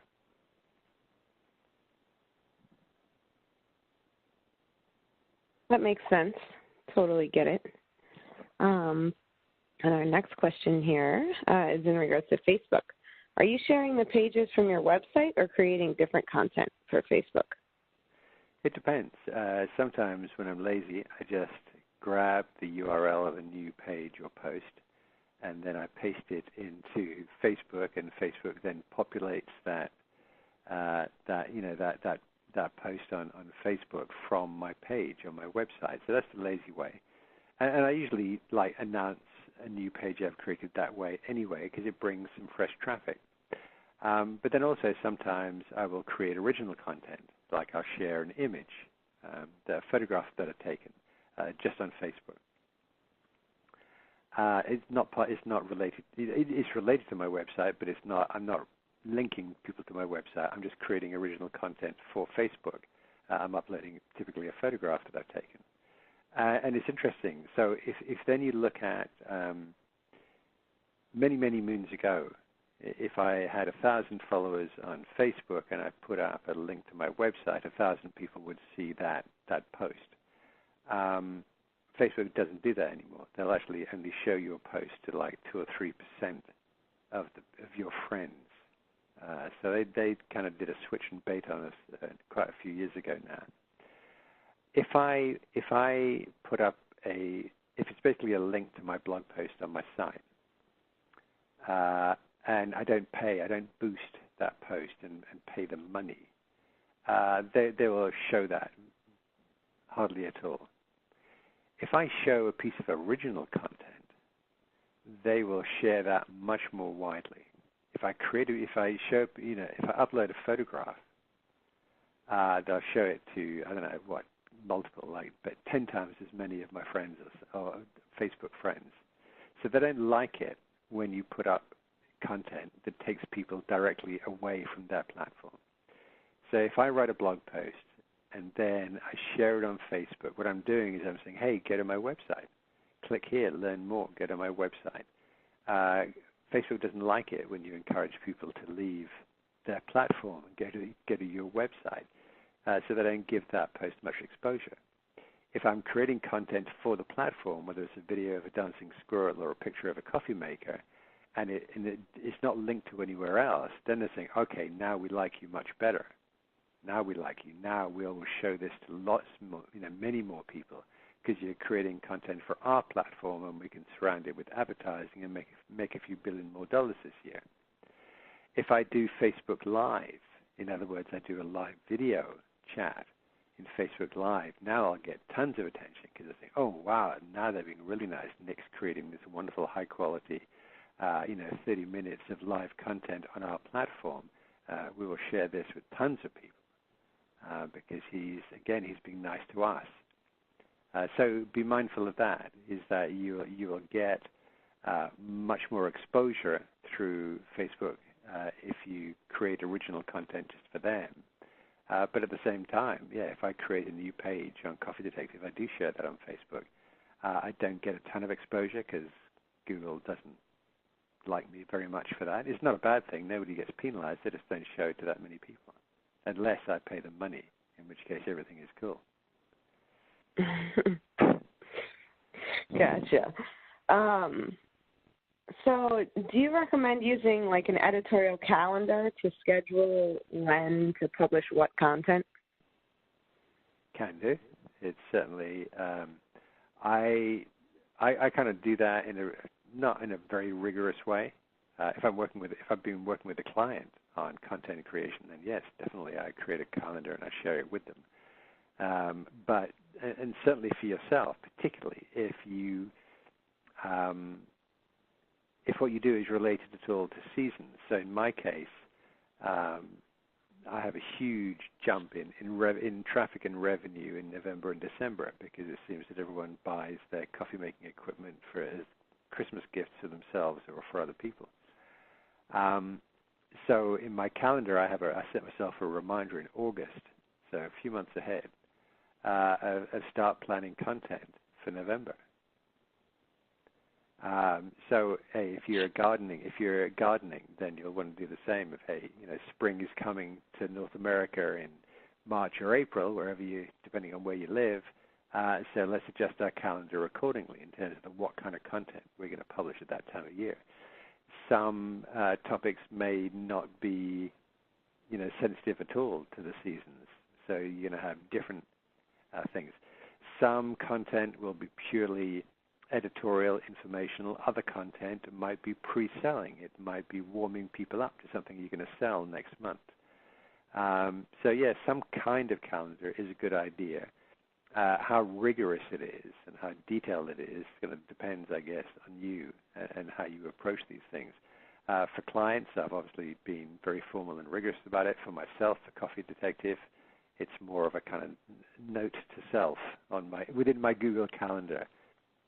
Sometime in August or September, note to self: don't forget to create content for the holiday season. Gotcha. Question here from Lee. Did you pay Nick Cohen? Jess Cohen? No, I didn't. No. We had the conversation on Facebook. I said, hey, do you want to do this? And he was tickle pink. I said, sure. So it was just kind of fun. It was just kind of fun for both parties. Now, I could pay other people for content. I don't. And in fact, other people approach me and say, we will pay you if we can put our content on your site. And I say no to that, because mostly they're just going to want to publish self-serving nonsense that links back to their website. So be careful of that. Everything I do is I am protecting the editorial integrity of the brand. I don't want to do anything, I don't want to publish anything that makes Coffee Detective look bad, because I've spent 13 years trying to make it look good. So for an extra $100 that someone's going to pay me, I'm not going to take the risk of burning reputation or making the brand look bad. Right. And Susan wonders, who's asking for a description? She's not clear on where to put in a description. Is there a field on the website asking for this? If you're using Solo Build It, when you create a new page on Solo Build It, the first thing that comes up is like a pop-up. And it says type in the URL, type in the title, type in the description, type in the keyword. So you fill in all that metadata before you start writing the page itself. If you are if you're using WordPress as a platform and you've installed Yoast as your keyword tool, then first of all, at the top of the page, you'll be invited to put in your headline and then put in the content of the page. Then you scroll down, and now you're invited to put in the title and the description. Whatever other platform you use, at some point in the page or post-creation process, you'll be invited to type in the title and the description for the page. Perfect. And Marcia's asking if we should buy the .net, .org, .info in addition to our .com. Should we buy domain names for other niches as well before we complete the first website? Wow, it's two separate questions there. Yeah. So I think I own coffeedetective.net. I do. Do I use coffeedetective.net? No, I don't. I purchased it because I didn't want other people to own it. So that is a common and reasonable practice, is you buy the .com because that's what everyone wants, is the .com. And you may want to buy the .net. But now it's, so when I did that 13, 14 years ago, there were a limited number of kind of, there's .com, .net, .co, .gov, .edu, and that was almost it. Now there are dozens of different suffixes you can add at the end of a domain name. So it gets kind of crazy because you don't want to buy them all. So I don't know what I would do today. Now, say nickosborne.com. Some people spell the name with an extra U. Like, instead of B-O-R-N-E, they type in B-O-U-R-N-E. So I own that domain. I own a misspelling of my name. And then I redirect that domain to the real domain. And I redirect coffeedetective.net to coffeedetective.com. So if you type in coffeedetective.net, as I recall, you will end up at coffeedetective.com. So the reasons for buying very, very similar domain names is, one, to catch misspellings, and second, to protect yourself. But the protection one is getting a bit tricky now, Because if someone really wanted to be coffee detective dot something, there are 20 different choices they have. It could be coffee detective dot OI or coffee detective dot, I don't know, there's a zillion of them now. Now, in terms of buying domains for a separate topic, that's a whole different question. Right. But while we're on the .com and .org topic, I have a question from Jody. She's new to WordPress, and this is a great question because it confused me as well. What is the difference between WordPress.com and WordPress.org? Right. I got to be really careful I don't get this the wrong way around. All right, what I'm going to do is, I'm not going to say which is which in case I get it wrong. One of them, you basically download WordPress to your computer, and you then build it there. The other one hosts your WordPress site on their servers. You want the first kind. Hang on, I'm going to do this. This is an important question. We want the one that we download, or we want the one that keeps it on their server? We don't want the one that keeps it on their server. No, we don't. Oh. Hang on a sec. So I'm going to go to WordPress.com.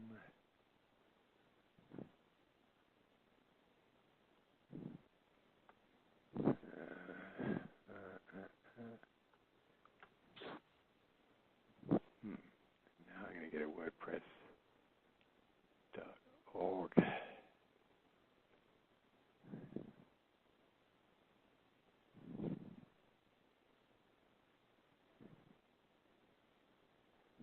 Right. I think you get a WordPress.org is the one you want. So if I say get WordPress, download. Right. WordPress.org is what we want. WordPress.com is hosted by them, and you don't get anything like the same kind of functionality.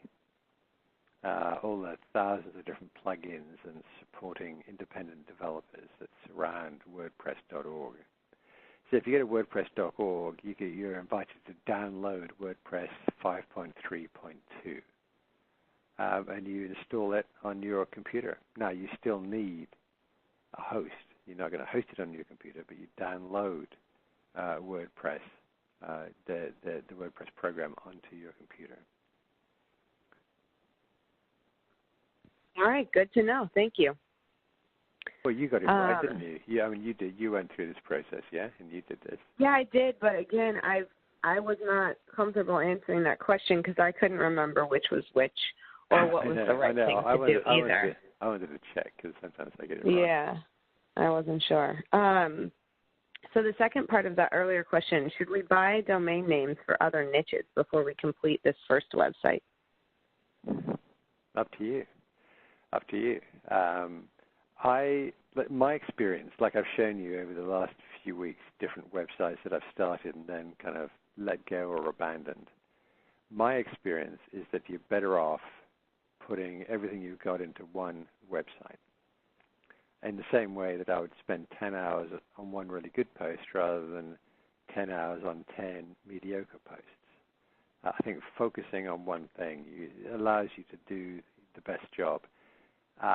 So in that case, I would hold back on buying a whole bunch of other domain names. However, not everyone's me, and I do know other people out there that have several websites, and they manage to do several websites quite well. And they do that either because they're doing it full time, or they have other people helping them. I'm not sure what the arrangement is there. So my experience is that I'm better off focusing on one site, but like I say, that's me. Gotcha. Okay, great. Susan's asking, how many keywords and sub-keywords would you use per page? Well, like I say, for a keyword, if I'm optimizing for keyword, particularly if I'm using, like the solo builder thing, traditionally I'd use one keyword, one key phrase, like stovetop espresso. That's the one key phrase that I'm going to use, and that's it.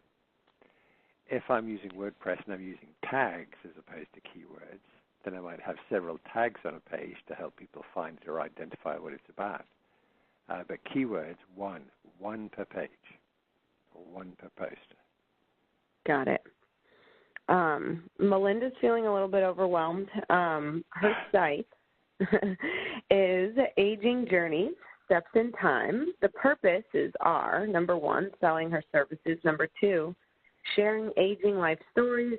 Number 3, discussing aging choices, focuses, etc. Not selling any hard products or services. And there's a follow-up to this question down below.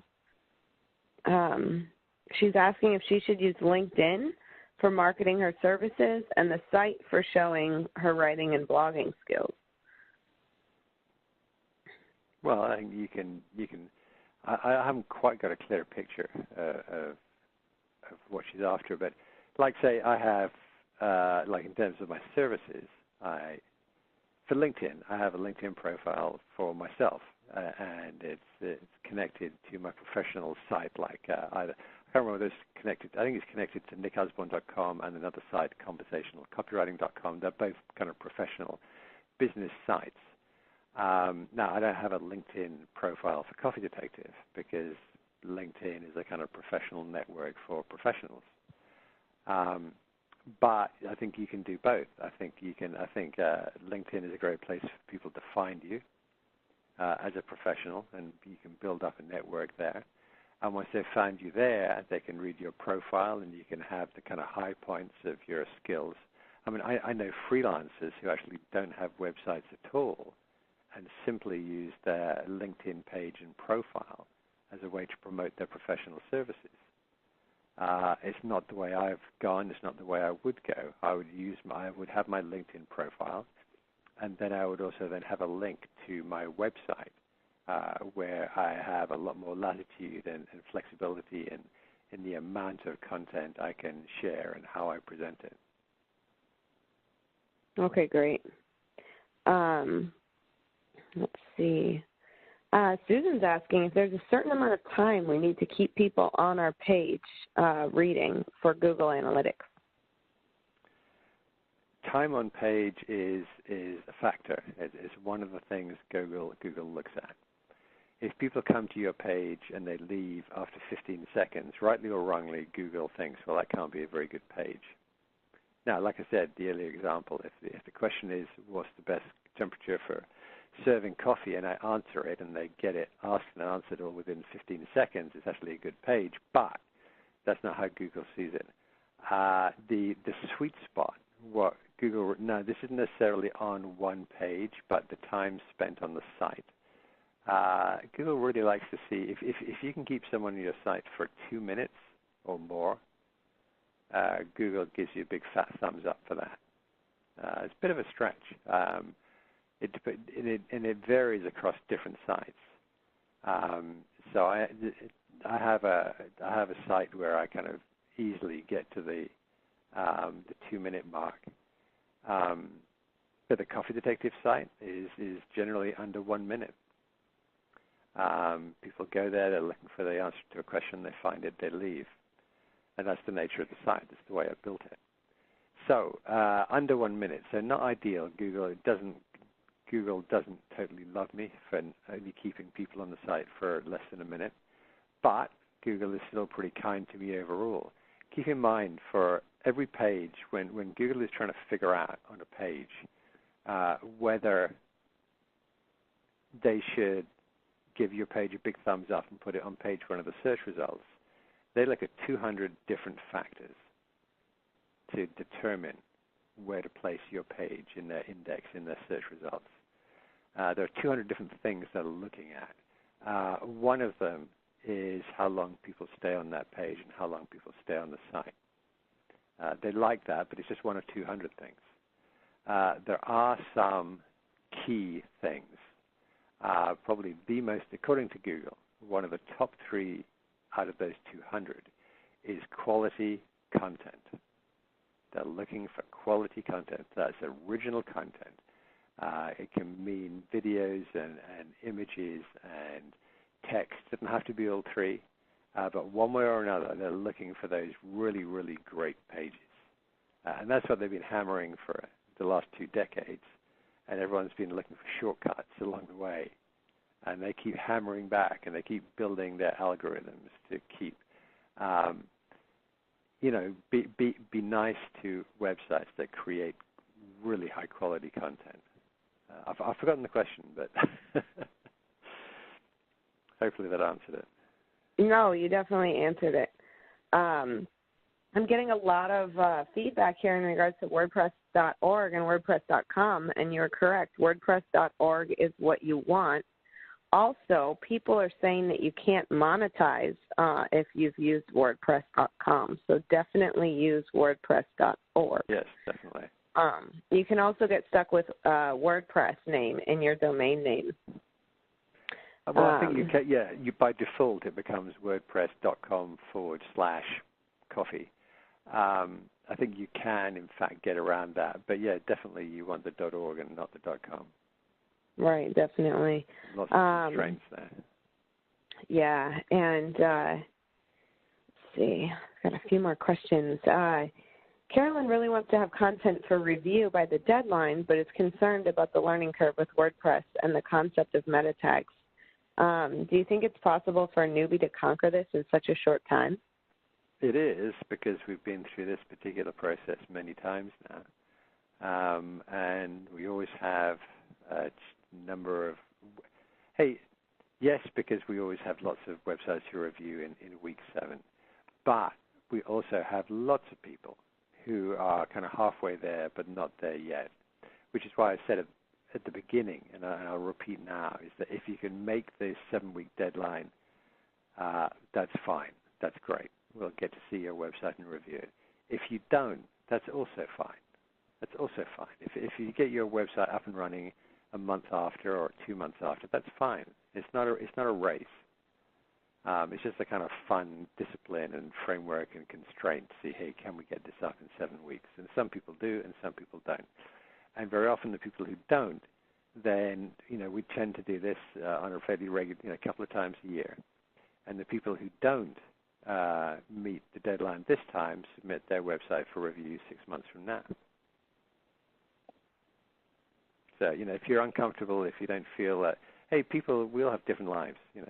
Some people are incredibly busy. They got full-time work, they got kids, they got, and they can just carve out a little bit of time to do this step by step, and that's fine. Other people maybe are retired, kids out of the house, they've got 6 hours a day to devote to this. That's fine too. Okay, great. Lisa, in her content mind map, has 10 categories with 10 to 12 pages under each. How much content does she need to have to launch the site? Should she shoot for 4 or 5 per category area? That's 10 categories. That would be 40 or 50 pages. I don't think you need that many to launch. I probably launched with about 15 pages, maybe 20 pages. I tell you what I said to myself when I launched is, if someone came to this and said, oh, look, it's a site about making coffee, what I didn't want them to think is, oh, look, there's only 3 pages here.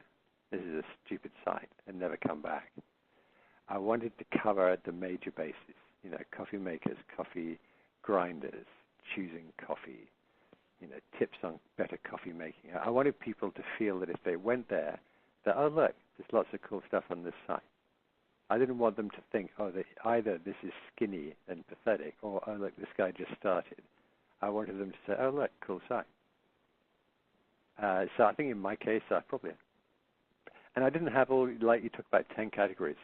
I probably started off with just 4 categories and built it out to say 10 or whatever myself. So again, which are the 4 or 5 categories that people would expect to find on this website? And then what is the content they would expect to find, underneath those category headings?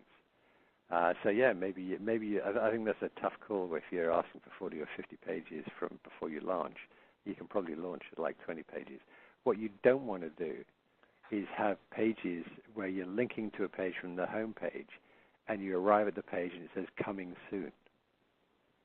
People hate it. Google hates it.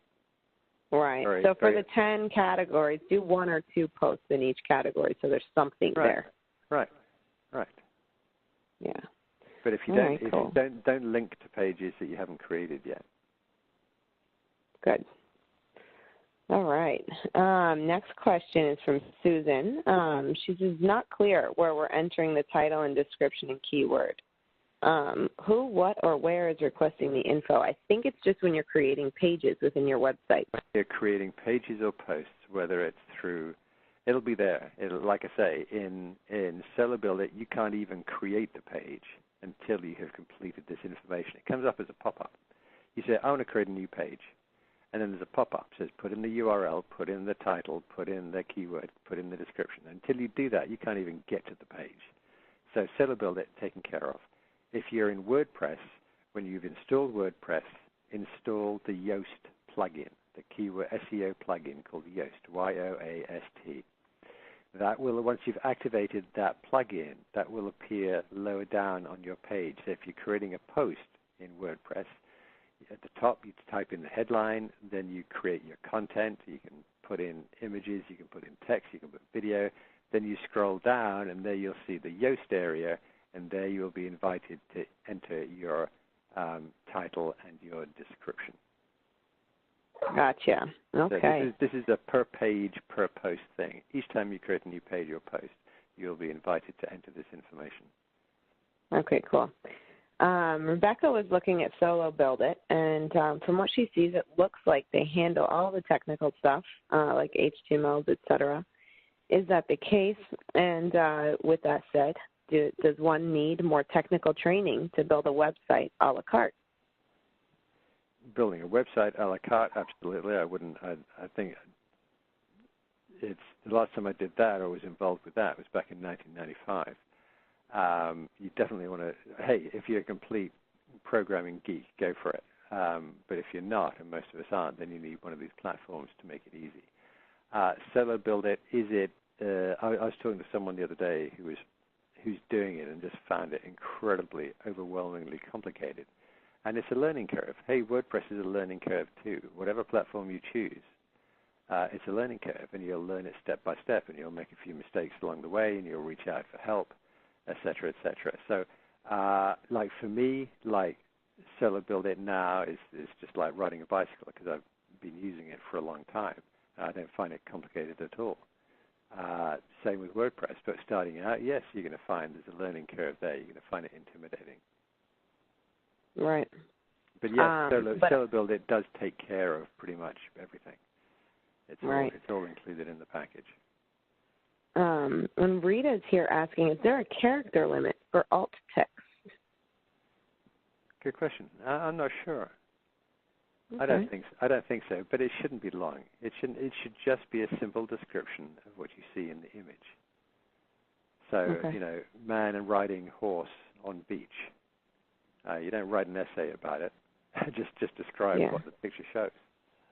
Right. Okay, great.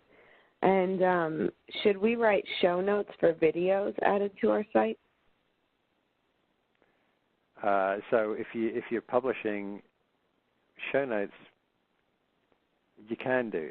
If you're publishing to a YouTube channel, then there's you can type in descriptions. You can add URLs under that description.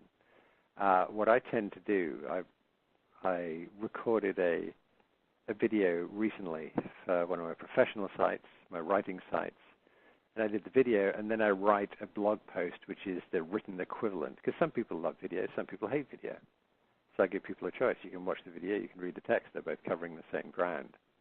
Or you can, like typically show notes, like on the YouTube channel, is I'd say, okay, here's my review of this machine, and you can click through here for the review on my website, and you can click here to Amazon, and you can buy the brewer here, or there are often kind of reference URLs, or if you refer to other people or other places within a video, that's what I would see as being show notes. So I do that a little bit on YouTube. On my site, I don't really do show notes. I do like an alternate, watch the video or read the post. Right. Okay. We're getting up to a hard stop for me. I think I have one more because it's almost 4. So we've done an hour of Q&A. So one more, and then the rest the rest of the questions, if people can overflow that into the Facebook group. Okay, great. Sorry, guys. Yeah, we have a lot of questions here today, and they just keep coming in. Oh, wow. So I will ask this one. Janet wanted to answer it. Do you recommend paying for privacy protection with the domain name? Tricky one.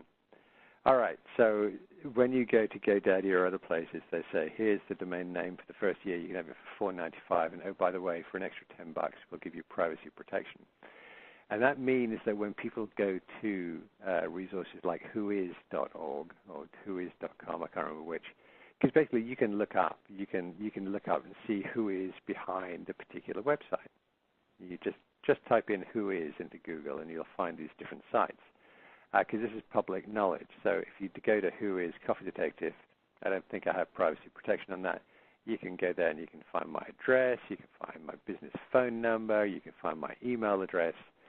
And so then what happens is I start getting all this spammy email from people and saying, oh, we love your site. They haven't seen it. They just say, we love your site, blah, blah, blah. Do you want to buy this from us? And it's really irritating. So sometimes I will buy the privacy protection, not to protect my privacy, but just to stop people from either ringing me up, because otherwise I'll get phone calls and say, hi, my name's Jim, and I'm with such and such design, and we want to make your website super duper for you. And then I say something, I try to be polite in a slightly passive-aggressive way, and I put the phone down. So if you don't want the phone calls and you don't want the emails, then and if it's worth $9 a year to you to not get those calls and emails, then that's the reason to do that. Yeah. Okay, thank you. And other questions, guys, go ahead and post them on the Facebook group. Yeah, I'm sorry we didn't get through more. There's only a few left, and I think they can easily be answered on the Facebook group, so right. I think it'll be fine. So you've looked at them. Is the one there that you think would be better served by me answering now in the last 2 minutes? Let me see. And then the rest of Facebook. Yeah, if .com that I want is one page. Like if it's already taken, if the .com that I want is already taken, should I go with a .net or a different thing, or should I just change the name completely? Oh, change the name. See, if you go for the .net, let's say coffeemakers.net, because coffeemakers.com is taken. Then every time someone reads or hears or any kind of reference to Coffee Makers, they're going to go to their computer and they're going to type in coffeemakers.com because it's the kind of default, right? The .com always wins. So I would never buy a domain name where someone else has the .com, and certainly if they're using the .com, I would never then, as an alternative, go for the .net. I would come up with a different .com. Okay, great. Thank you. This has been great. Thank you. Man, we're getting... Hey, but it's great. The more questions, the better. It's like everyone's engaged. Everyone wants to move forward, so questions are a part of that. So it's fantastic. Yes, and everyone's saying thank you for your time. This has been a great class. So much information. Great webinar. Thank you. Thank you. And we'll see you next week. We will, and we'll be back next week. All right. Okay, everyone. Thank you. Bye-bye, and thanks, Fran. I'm Fran. I was reading the name up here. Thanks, Cameron. Why don't you have your own? I was looking at it I've got here, and then it still says Fran when it's you. How come you don't have your own name? I'm going to stop pretending next week. Next week I'm going to be myself. So you guys will see my name listed. Don't worry. Yeah, it's totally confusing me. You're probably confusing everyone else as well. So thank you, Cameron. Thanks, Nick. We'll see you next week. Okay, bye-bye. Bye. Bye.